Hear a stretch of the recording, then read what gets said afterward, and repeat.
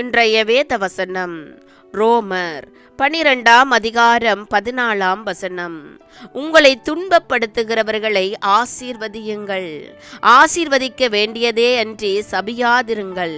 என் அன்பான சகோதர சகோதரிகளே, ஆண்டவருடைய வார்த்தை இன்று உங்களிடம் கடந்து வந்திருக்கிறது.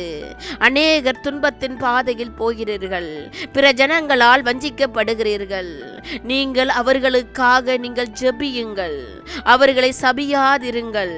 தேவனுக்கு பிரியமான காரியங்களை செய்கிறவர்களாக நாங்கள் இருக்க வேண்டும். சத்துருவானவன் எங்கள் இருதயங்களை கொள்ளை கொண்டு எங்களை வஞ்சிக்க தூண்டுவான். பாவ காரியங்களுக்குள்ளே எங்களை விழுந்துவிட செய்து விடுவான். அவனுடைய சூழ்ச்சிகளுக்குள் நீங்கள் சிக்கி விடாதிருங்கள். உங்கள் இருதயங்களை பரிசுத்தமுள்ளதாய் வைத்துக் கொள்ளும் போது தேவன் அதில் வந்து குடியிருப்பார். அப்படி ஆனால் உங்களை துன்பப்படுத்துகிறவர்களை ஆசீர்வதியுங்கள். ஆசீர்வதிக்க வேண்டுமே தவிர அவர்களை சபித்து விடக் கூடாது. சந்தோஷப்படுகிறவர்களுடனே சந்தோஷப்படுங்கள், அழுகிறவர்களுடனே அழுங்கள். ஒருவரோடு ஒருவர் ஏக சிந்தை உள்ளவர்களாயிருங்கள்.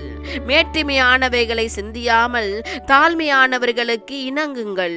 உங்களையே புத்திமான்கள் என்று எண்ணாதிருங்கள். ஒருவனுக்கும் தீமைக்கு தீமை செய்யாதிருங்கள். எல்லா மனுஷனுக்கு முன்பாகவும் யோக்கியமானவைகளை செய்ய நாடுங்கள்.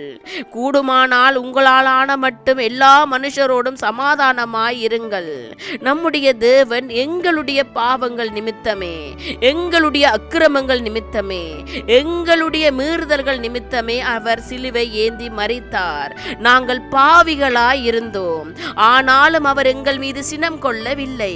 மரணத்தின் தருவாயிலும் பிதாவே இவர்களுக்கு மன்னியும், தாங்கள் செய்கிறது இன்னதென்று அறியாதிருக்கிறார்களே என்று பிதாவிடத்தில் எங்களுக்காக பரிந்து பேசுகிறார். அவரை ஆராதிக்கிற நாங்கள், அவரை தேடுகிற நாங்கள் அவருடைய சாயலை உடையவர்களாக இருக்க வேண்டும். உங்களை துன்பப்படுத்துகிறவர்களுக்காக ஜெபம் செய்யுங்கள். அவர்களுக்காக தேவனிடத்தில் பரிந்து கேளுங்கள். அவர்களை உங்கள் நாவினால் சபியாதிருங்கள். அது தேவனுக்கு பிரியம் அல்ல. நீங்கள் இப்படியாக மாறும் போது, இப்படியான வாழ்க்கைகளை நீங்கள் வாழும் போது தேவன் உங்களையும் உங்கள் குடும்பங்களையும் மென்மேலும் ஆசீர்வதிப்பார். நீங்கள் விசேஷித்தவர்களாய் இருப்பீர்கள்.